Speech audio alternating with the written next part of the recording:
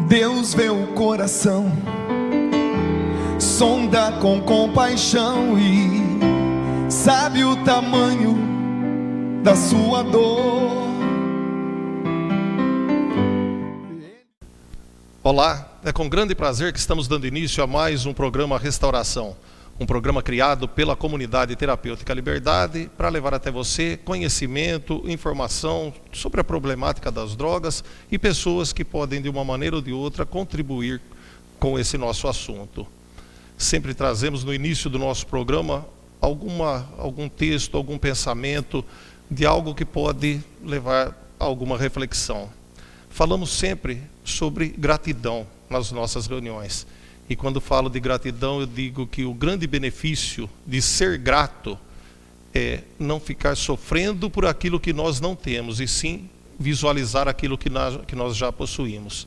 E um dia desses eu li uma frase que eu achei muito interessante, que diz que quem cobra gratidão é um mero vendedor de benefícios. Quem cobra gratidão é um mero vendedor de benefícios. Isso quer dizer que quando nós fazemos algo esperando que alguém venha nos louvar por aquilo que nós fizemos, nós estamos simplesmente cobrando por aquilo que nós já fizemos. E eu tenho a grata satisfação, o imenso prazer de ter aqui ao meu lado o Richard Simonetti, autor de 57 livros sobre o Espiritismo, que é o autor desta frase. É um grande prazer tê-lo aqui ao nosso lado, Richard. Muito obrigado por nos receber aqui na sua casa. A satisfação nossa de participarmos desse programa. Acho muito importante o trabalho que vocês estão fazendo, no sentido de esclarecer as pessoas com relação aos malefícios da droga, né? Sem dúvida alguma, o problema mais grave que nós enfrentamos na atualidade, né? Não apenas no Brasil, no mundo todo.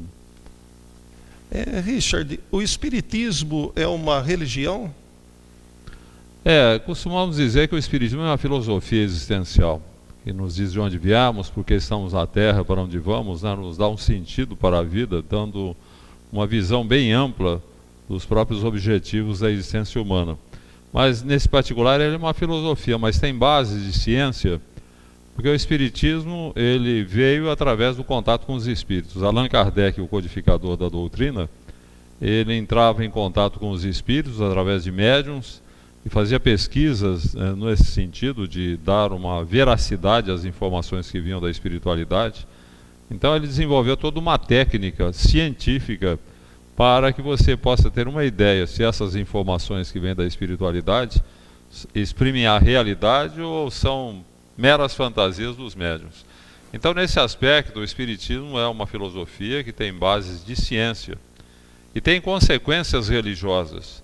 Porque o Espiritismo nos fala de Deus, da sobrevivência da alma humana, das consequências das ações humanas no mundo espiritual, enfim, tudo aquilo que as religiões tradicionais oferecem e que caracterizam uma religião, o Espiritismo tem também.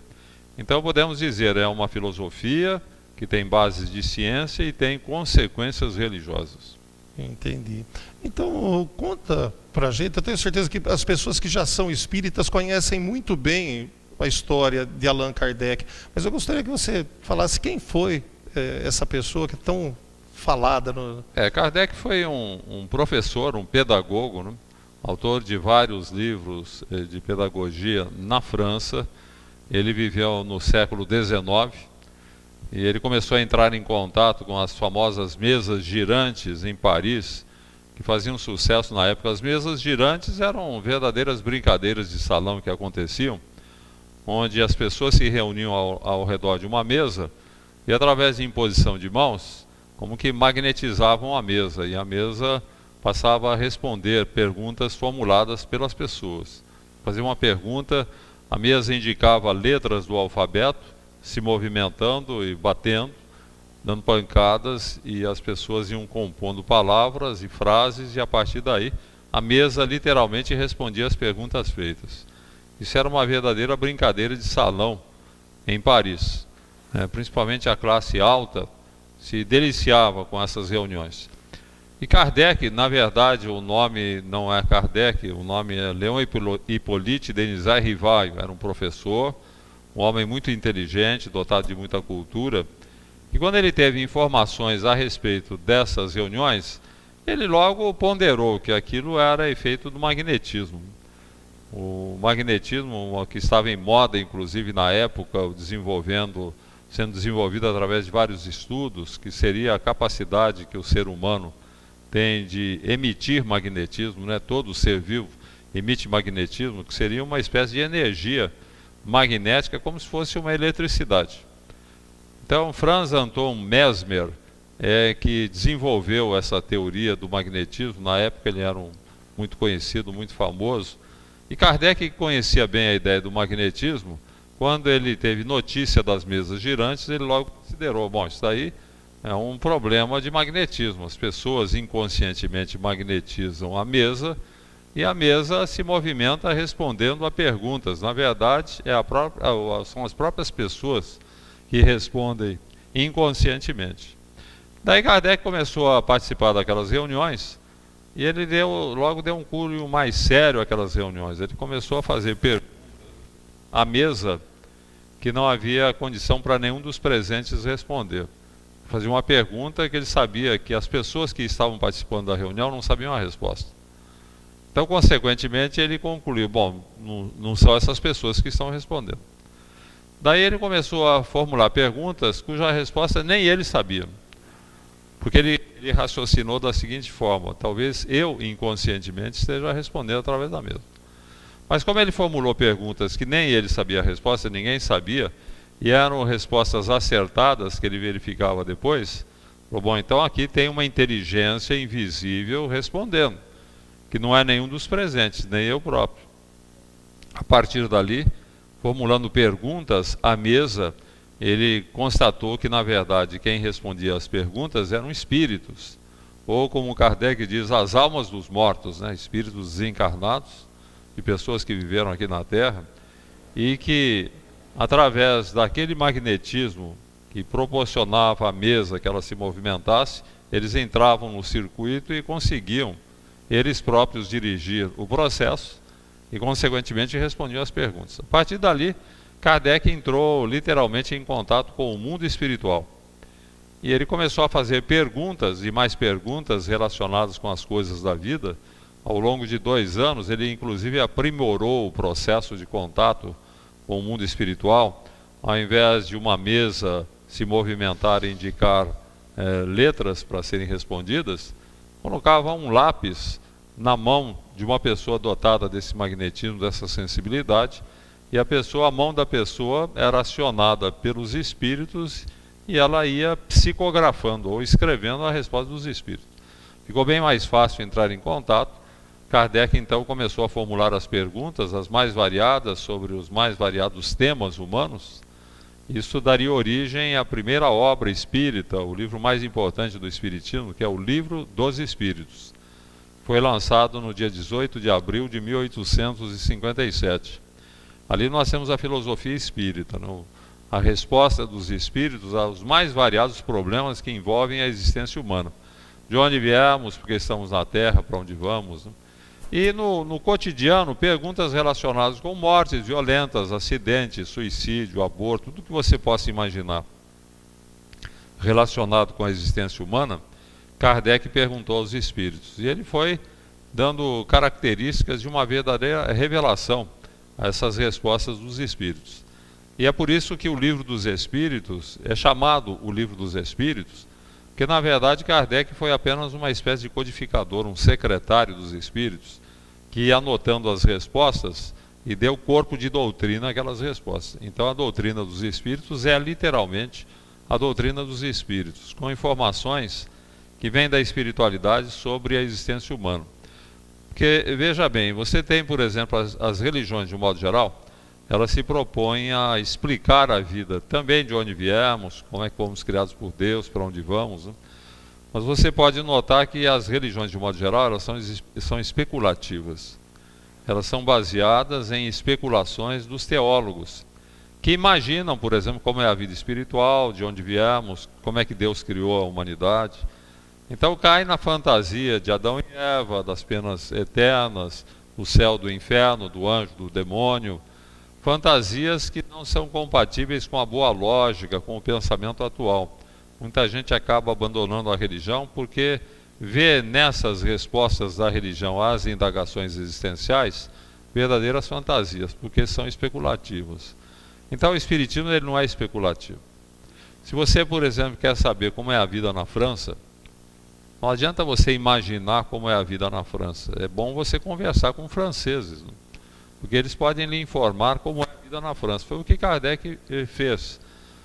Ele, ao invés de especular como seria a vida espiritual, pelo processo mediúnico, a partir das mesas girantes, ele entrava em contato com o mundo espiritual. Ele entrevistava as pessoas que moram do outro lado da vida e que têm muito mais condições para nos oferecer uma visão objetiva das realidades espirituais e do interrelacionamento que há entre o plano físico e o espiritual. Então, seria por aí. Por isso, o Espiritismo é uma filosofia baseada em informações da espiritualidade, com consequências religiosas. Kardec se cercou de todos os cuidados para que houvesse autenticidade no fenômeno do intercâmbio com o além, e as consequências religiosas, por aquilo que eu já falei. E existe algum outro segmento do espiritismo além do kardecismo? O termo kardecismo é um termo inadequado. Existe o espiritismo, né? Não existe kardecismo. Quando você fala em kardecismo, você está já criando um outro segmento do espiritismo. Então o espiritismo é espiritismo e Kardec foi o codificador da doutrina espírita. O que tem acontecido é que há muitas vertentes. Como o espiritismo não se institucionalizou, ele não se transformou numa grande instituição com controles rígidos e com o profissionalismo religioso, com uma hierarquia, como nós vemos na Igreja Católica, como não tem um chefe do espiritismo, houve uma segmentação natural de muita gente que entrava em contato com os espíritos pelo processo mediúnico e começaram a desenvolver ideias paralelas que têm alguma identidade com a doutrina espírita, mas tem muita fantasia no meio. Então são esses segmentos que foram desenvolvidos e que no meio espírita, os espíritas, adeptos de Kardec, eles, para distinguir a doutrina espírita dessas outras vertentes, desses segmentos que não tem nada a ver com o espiritismo, então criaram o termo kardecismo, né? Na verdade é um termo inadequado, porque o termo espiritismo já é a doutrina codificada por Allan Kardec. Qualquer coisa que saia fora de tudo aquilo que está na obra básica do espiritismo, que é o Livro dos Espíritos, não é espiritismo. Mas no meio espírita fala-se em kardecismo, é um termo inadequado. Porque eu procurei essa palavra para elaborar a pergunta, né, e a gente acaba encontrando este termo. Mas, Richard, nós vamos para um breve intervalo e voltamos já com o nosso programa. Ótimo. Projeto Fabricação e Montagens Industriais. Há mais de 27 anos fabricando estruturas metálicas com a mais alta tecnologia, galpões industriais, comerciais e mezaninos da medida da sua necessidade. Ligue agora mesmo ou venha nos fazer uma visita. Projeto Fabricação e Montagens Industriais. Rua Sinésio Paz de Barros, 762, Jardim Maria Cibele. Telefone 3621-1600. Nefitali, há mais de 25 anos produzindo calçados com conforto e estilo para você, mulher que gosta de estar bonita e confortável sempre. Venha conhecer nossas lojas no território do calçado em Jaú. Aproveite e confira nossa coleção Outono e Inverno 2014. E atenção, você que precisa usar calçados brancos no dia a dia, médica, enfermeira, fisioterapeuta, dentista, venha conhecer nossa linha Clinic Comfort e surpreenda-se com design moderno e feito especialmente para você.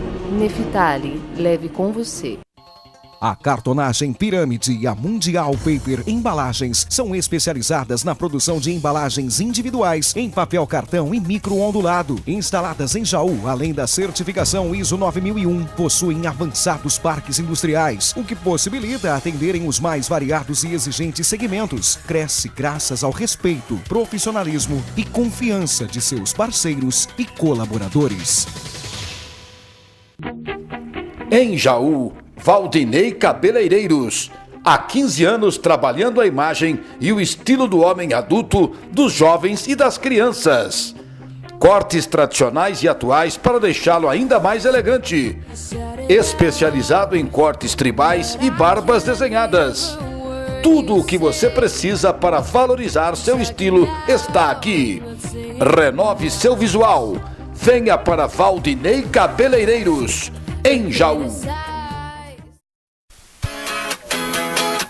Donita, uma loja diferenciada, com roupas femininas, vestidos jovens senhoras, com elegância e bom gosto. Novidades semanais. Rua Lourenço Prado, 809. Telefone 3621-6508. 996-127445. Coordene suas peças, renove seu estilo na Donita.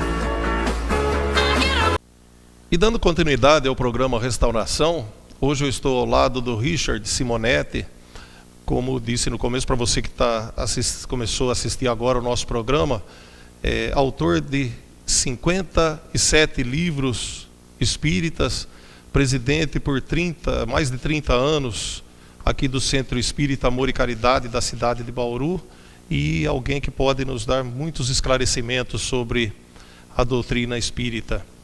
Richard, uma pergunta que muitas pessoas, eu via meus pais dizendo sobre pessoas antigamente que estavam possuídas e que iam os padres para rezar por essas pessoas. O que a religião espírita fala hoje? Problemas psiquiátricos e possessão. Qual é a relação disso?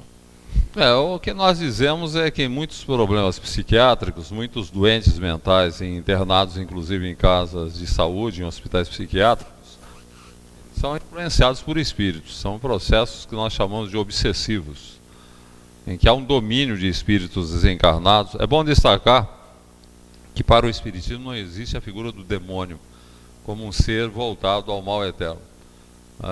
O que há no espiritismo são homens desencarnados. Kardec deixa bem claro que todas as influências espirituais que nós possamos receber são de espíritos, não são seres à parte, porque a teologia tradicional nos fala dos demônios como anjos rebelados contra Deus, que teriam sido criados para a proteção da criatura humana, e uma parcela deles se rebelou e de repente esses anjos se tornaram demoníacos, né? Para o espiritismo isso não existe, não há essa divisão em Deus ter criado os anjos e criar o homem. Não, todos somos espíritos, todos somos filhos de Deus, e aqueles que se transviam, que se dedicam ao mal, são na verdade homens desencarnados, mas irmãos nossos que entraram por desvios e que estão submetidos a leis inexoráveis de evolução, que mais cedo ou mais tarde modificarão as suas disposições e os reconduzirão aos roteiros do bem. Porque nós fomos criados para o bem e chegaremos à perfeição no bem, quer queiramos, quer não, porque Deus não falha jamais em seus objetivos. Agora, nesse transcorrer no processo de desenvolvimento do espírito, muitas vezes o espírito se rebela, se volta contra a divindade, se transforma em alguém que quer perseguir as criaturas humanas. Isso acontece. Assim como nós temos aqui na Terra gente devotada ao mal, nós temos no mundo espiritual também espíritos devotados ao mal, e que podem nos influenciar de várias maneiras. A primeira maneira seria incutindo em nossa mente ideias negativas, que é o que a gente chama de obsessão simples. Então o espírito entra em contato mental com você, e você pode notar que muitas ideias que surgem na nossa cabeça, você percebe que elas são espontâneas, né? Não são ideias que você está elaborando. Parece que vão surgindo ideias, isso acontece com todos nós. Então essas ideias que fluem, independente do nosso esforço mental, são geralmente ideias sugeridas por espíritos desencarnados, tanto para o bem quanto para o mal. Então na obsessão simples, o espírito fica te induzindo a fazer coisas erradas. Por exemplo, nós estamos falando de vício. O espiritismo nos ensina que o vício não condiciona apenas o corpo, ele condiciona o espírito também, ou mais exatamente o corpo espiritual, que nós chamamos de perispírito. Então, um viciado desencarnado, quando ele morre, ele continua viciado no além. Só que no além ele não tem como satisfazer-se, ele passa a perseguir pessoas aqui da Terra que têm o vício da bebida. E ele procura induzir o cidadão a beber para que ele, por um processo de associação psíquica, ele possa se satisfazer. Então o viciado ingere a bebida alcoólica e o desencarnado sente a satisfação da bebida por um processo que eu chamo até de mediúnico. Porque no processo mediúnico, o médium capta o pensamento do espírito e o transmite pela palavra articulada. Então ele está pegando o pensamento e está transmitindo. Agora, nesse processo de influência espiritual, no campo do vício, o médium, entre aspas, que seria o viciado, ele toma a bebida e o espírito ligado a ele, nesse processo de associação, ele experimenta a sensação da bebida. É um processo mediúnico. Então eu costumo dizer que todo viciado é um obsidiado em potencial. Ele passa a ser perseguido por espíritos viciados que tentam usá-lo como instrumento. Seja o viciado em drogas, no álcool, no fumo. É por isso que é muito difícil o cidadão largar do vício.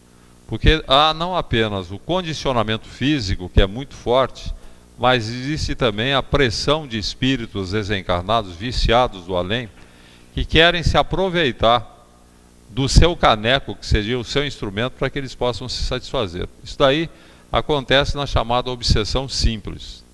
Agora, Kardec classifica essa influência dos espíritos em 3 tipos. Tem essa que é a obsessão simples. A segunda é a fascinação. A fascinação é quando o indivíduo se convence de determinadas ideias sugeridas pelos espíritos que são totalmente equivocadas. Vou dar um exemplo. Adolfo Hitler, que fez um estrago imenso aqui na Terra, né? Provocou uma hecatombe que foi a Segunda Guerra Mundial, onde morreram mais de 60 milhões de pessoas. Hitler era tipicamente um homem fascinado por espíritos que queriam semear a conturbação no mundo e que o induziram àquele esforço de guerra, né? Com a pretensão de superioridade da raça alemã, que segundo Hitler deveria governar o mundo por 1000 anos. Então você vê aí um processo de fascinação, um cidadão dominado por determinadas ideias. Isso acontece com muita frequência. Não raro o próprio envolvimento amoroso, a paixão, por exemplo, é um processo de fascinação também, que o espírito incute na cabeça da sua vítima uma ideia relacionada com uma ligação amorosa e envolve de tal forma que o cidadão muitas vezes chega até a cometer crimes quando contrariado em seu desejo, porque ele está fascinado por aquela pessoa sob indução de espíritos desencarnados. E no terceiro estágio da obsessão, nós temos a subjugação, em que há um domínio completo, total do espírito desencarnado sobre o encarnado, a ponto de levá-lo a desmaios, a estertores, agonias, palavras injuriosas. Sabe quando o cidadão perde o controle sobre a própria vida e faz um monte de coisas erradas? Ele está sob domínio desses espíritos. Então, nos hospitais psiquiátricos, onde você encontra pessoas totalmente fora da realidade, em boa parte das vezes, esse estar fora da realidade é produto de um processo de subjugação, um domínio total do espírito sobre o obsidiado. Então, isso acontece o tempo todo. Nós temos aqui na humanidade uma quantidade imensa de pessoas que estão enquadradas ou na obsessão simples, ou na fascinação, ou na subjugação. E baseado... Só quero acrescentar o seguinte: quando você fala em possessão, é um sinônimo de subjugação. No Espiritismo nós não usamos o termo possessão, a gente fala em subjugação, é uma possessão. E seguindo essa linha de raciocínio, é por isso que existem vários hospitais psiquiátricos espíritas. Sim.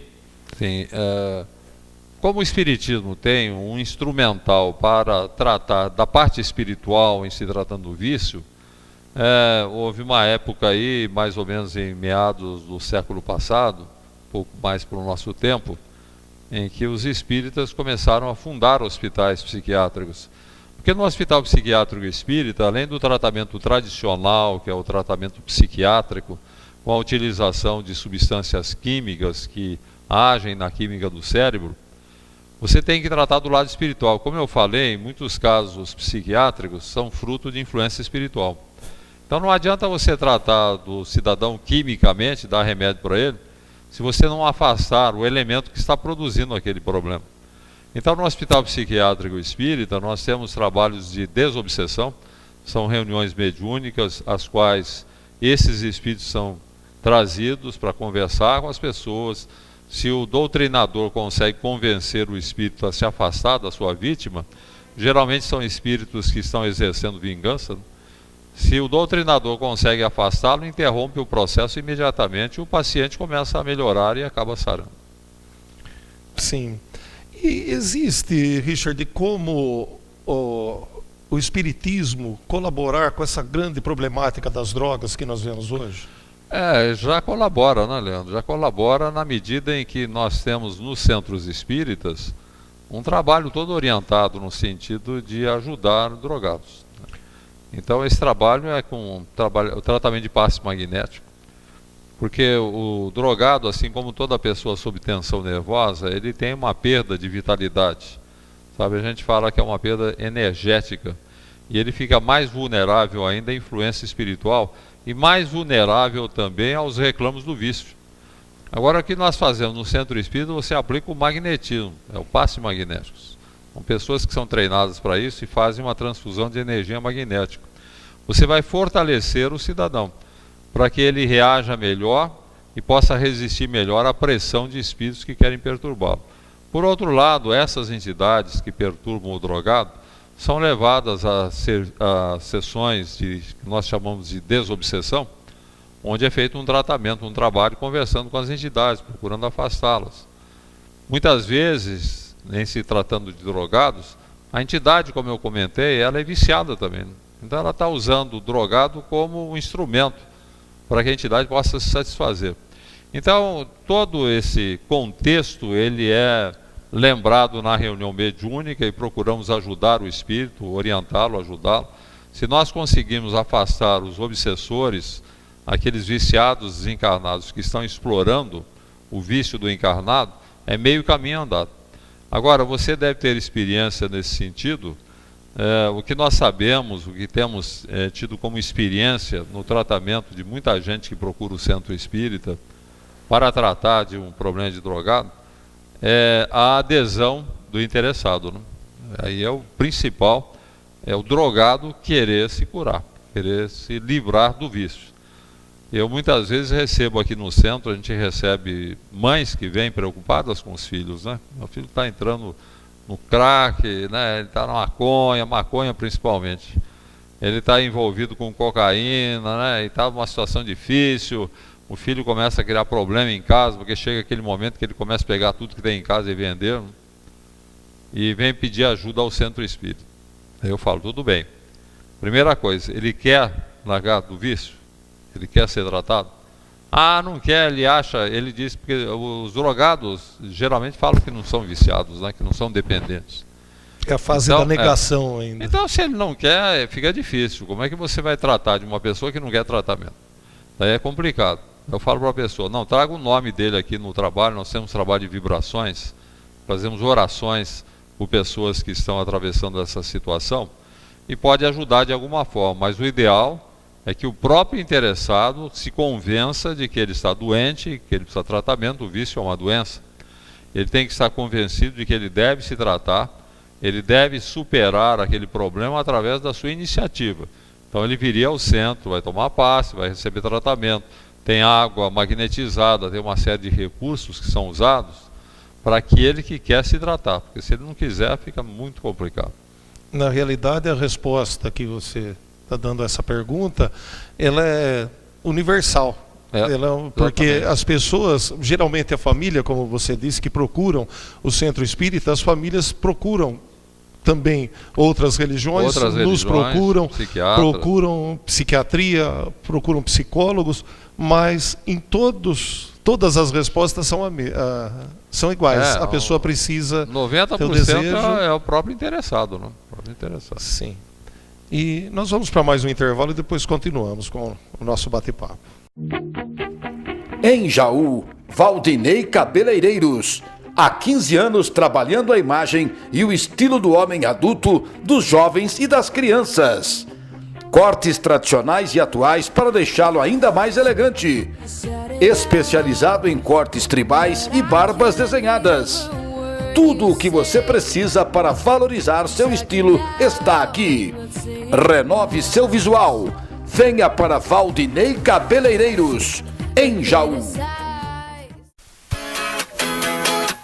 Donita, uma loja diferenciada, com roupas femininas, vestidos jovens senhoras, com elegância e bom gosto.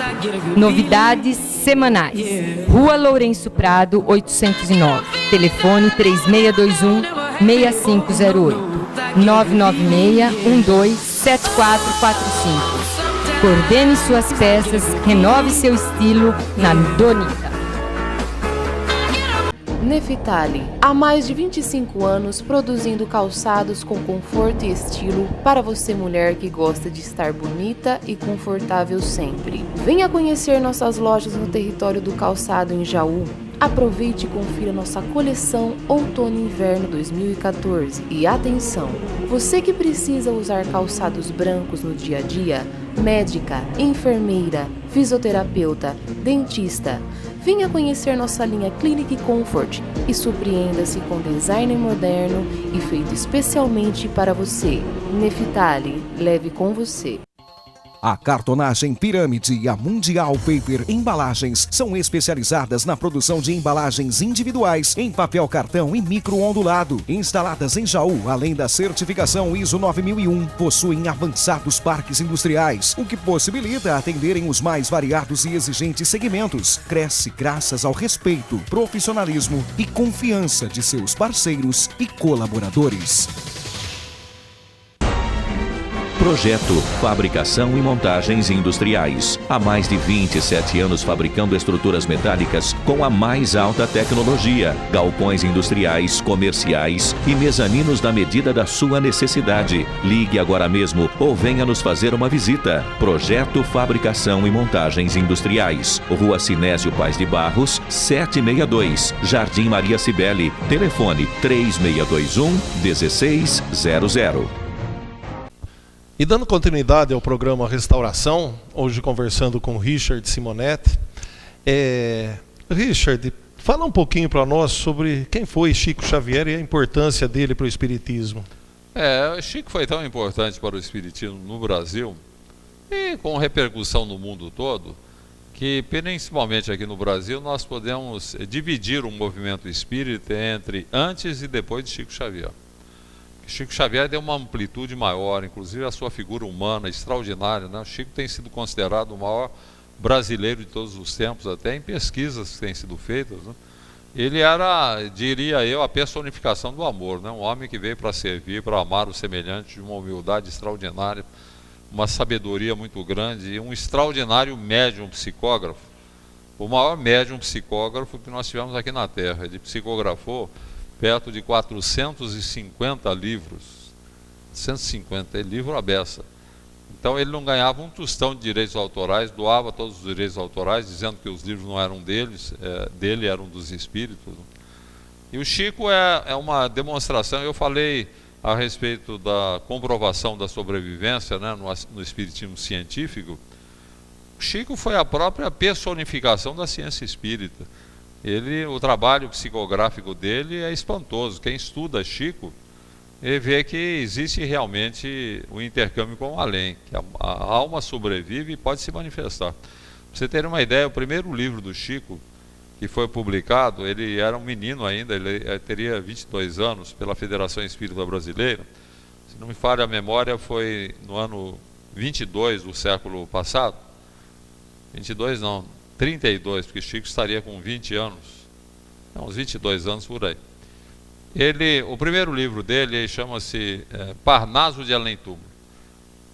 Esse Parnaso de Além Túmulo reúne hoje perto de 60 poetas desencarnados do Brasil e Portugal. Então nós temos ali Castro Alves, Gonçalves Dias, Olavo Bilac, todos os grandes poetas brasileiros e portugueses estão nesses livros. Agora, não sei se você já teve a oportunidade de estudar o assunto. O grande problema, em se tratando de copiar estilo literário, é que é praticamente impossível você imitar estilo literário. A técnica do pastiche, de copiar estilo, é muito complicado. Um bom pastichador vai copiar um pouco do estilo de alguns. O Chico, para você ter uma ideia, ele recebeu mais de 300 poetas desencarnados, perto de 300. Alguns totalmente desconhecidos, outros famosos. E tudo dentro do estilo de cada espírito. O Chico, que mal fez o 4º ano de grupo escolar, ele não era uma pessoa letrada, pelo menos teoricamente não frequentou a universidade. Ele psicografava essas poesias que foram publicadas na época, quando o livro foi publicado. Uma coisa, os acadêmicos da Academia Brasileira de Letras ficaram admirados de ver aquele jovem de 20 e poucos anos publicando um livro com 50 e tantos poetas desencarnados se identificando pelo estilo. É um negócio realmente assombroso. Chico recebeu ao longo do seu apostolado mais de 10.000 cartas de espíritos desencarnados dirigindo-se aos familiares da Terra e se identificando com uma incrível riqueza de detalhes quanto ao cotidiano da família. Por exemplo, se você tem um familiar desencarnado, digamos aí, seu pai desencarnou, se manifesta, como é que você vai identificar que é ele mesmo?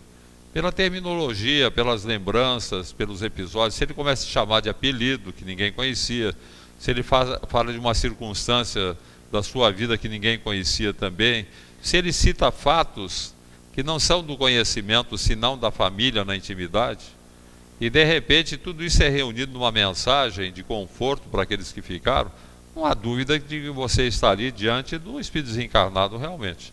E Chico não fez isso numa carta, são milhares, eu falei perto de 10.000 cartas ao longo de seu apostolado. É muita gente que se convenceu da realidade da sobrevivência da alma graças ao Chico. E outra coisa, Chico, ele psicografou a obra de André Luiz, que foi um espírito que veio contar para nós, com uma incrível riqueza de detalhes, o que é a vida espiritual. Porque Kardec, na codificação da doutrina espírita, ele deu um apanhado do que é a vida espiritual. Agora André Luiz, através de Chico, ele vem e descreve o que é a vida espiritual, como vivem os espíritos. Ele fala de Nosso Lar, que é uma cidade do mundo espiritual, nos dá uma visão muito abrangente, inclusive do interrelacionamento que existe entre os homens e os espíritos, como eles nos influenciam, como eles estão presentes na nossa vida. Porque o mundo espiritual não é um compartimento estanque na espiritualidade. Você vai estar a dezenas de quilômetros aqui da Terra. Não, ele é uma projeção do mundo físico. Se nós desencarnarmos agora, nós continuaremos aqui nesse ambiente. Apenas nós tiramos o corpo de carne e continuamos aqui no ambiente presente. O mundo espiritual começa aqui onde nós estamos. E o André Luiz veio com toda essa riqueza de informações, de detalhes, que você lê André Luiz, você começa a entender bem os mecanismos da vida. O processo de vida aqui na Terra, o que acontece quando desencarnamos, como é que nós nos comunicamos com aqueles que estão na Terra. Então foi uma verdadeira revelação dentro da revelação espírita. Então por isso tudo que fez, e pela sua figura carismática, pela sua bondade, o amor que ele tinha pelo semelhante, o Chico realmente foi um divisor de águas no espiritismo, principalmente no Brasil, antes e depois dele. Interessante. Muitas pessoas procuravam Chico Xavier, né, para ter um alívio das dores, das lembranças, né, ele querendo foi saber. Uma figura extraordinária. Para você ter uma ideia, eu conversava com um senhor, que por sinal nem é espírita, e ele estava me contando que a filha dele estava para falecer, uma doença muito grave, estava mesmo sofrendo muito, e a família atormentada, né? Você imagina você ter um filho que está ali para morrer, e ele muito atormentado, e ele muito perturbado com aquela situação, né? Mas ele era viajante, ele tinha que viajar, estava fazendo as suas vendas, e numa dessas viagens, ele entra num sanitário de beira de estrada, e para sua surpresa ele vê Chico Xavier. Chico tinha entrado ali também. Então ele me contou que ele estava ao lado de Chico. Chico olhou bem para ele, olhou, um olhar profundo, com aquela humildade, pôs a mão no ombro dele e falou: meu irmão, fique tranquilo, vai correr tudo bem. Ele falou que depois desse gesto do Chico foi como se alguém tirasse com a mão todo aquele tormento que estava nele, sabe? Aquela depressão profunda, foi como se fosse uma limpeza. A partir dali, ele continuou cuidando da filha, mas agora calmo, tranquilo. A filha desencarnou, correu tudo bem, sem problema. Para você ver quem era o Chico, né? O poder extraordinário que ele tinha, a ponto de, com meia dúzia de palavras, tocando na pessoa, deu uma limpeza espiritual na pessoa. O Chico realmente se ele fosse católico, tranquilamente ele já teria sido canonizado, né? São Chico Xavier. Sim. E a mediunidade, Richard, é uma característica da evolução do espírito?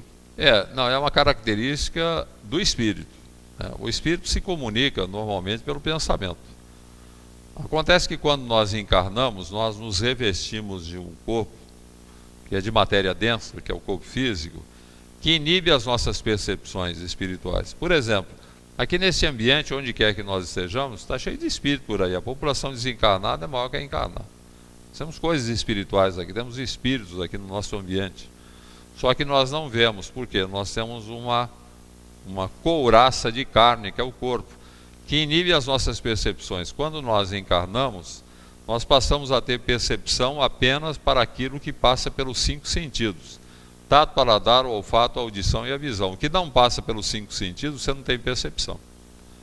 O médium é alguém que teve o seu corpo preparado, ele foi preparado na espiritualidade antes de reencarnar, ele tem um preparo físico e psíquico, de forma que o corpo não o impeça de ter contato com o mundo espiritual.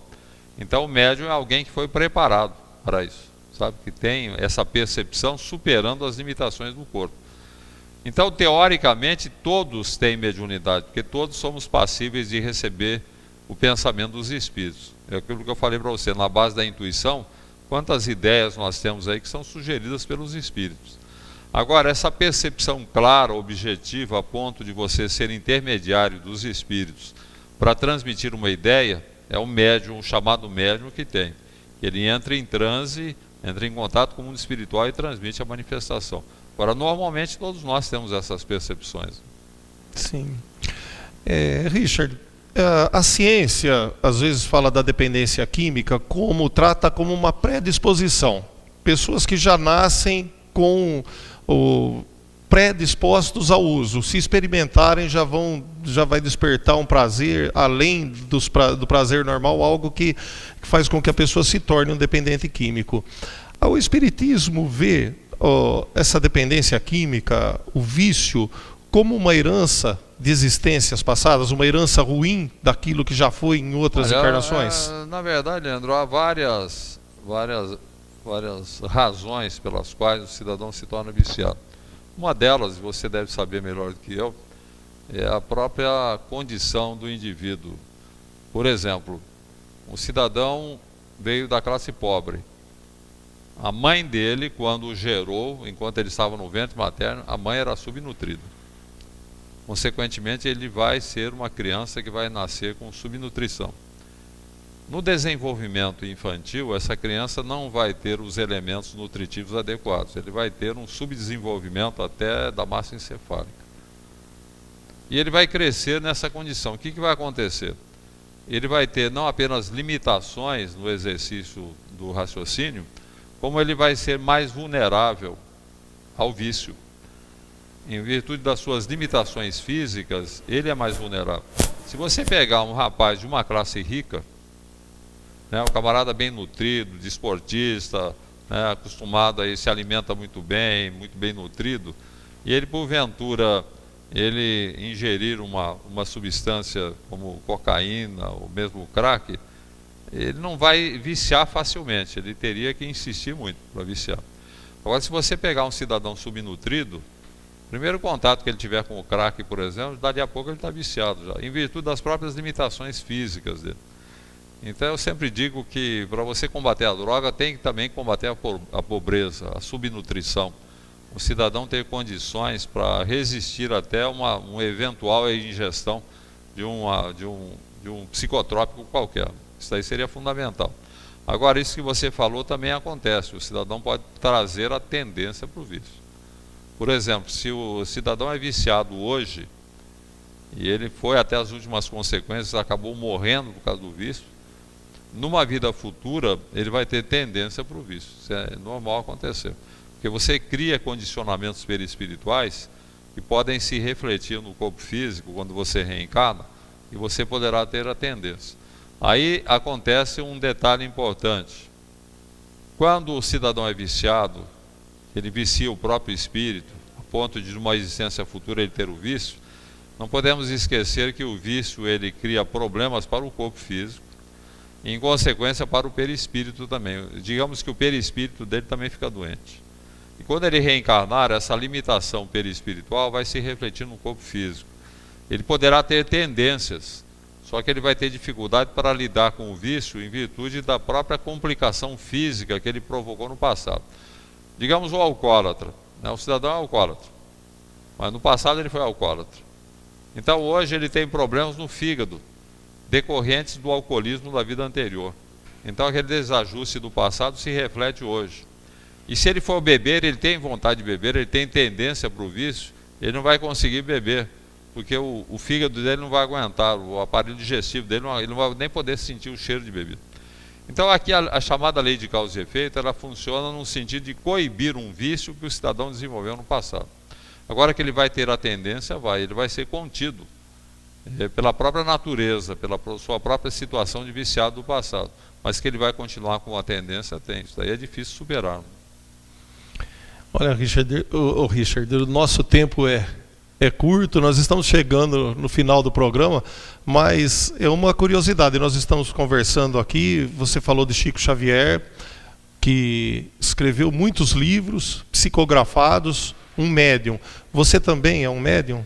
Não, os meus livros não são psicografados, né? Eu não funciono como médium psicógrafo. Eu costumo dizer que meus livros são suorografados, né? Dá muito suor, muito trabalho, muita pesquisa. Todos os meus livros são de pesquisas. Pesquiso bastante, vejo a doutrina, estudo muito a doutrina, né? Porque são livros espíritas.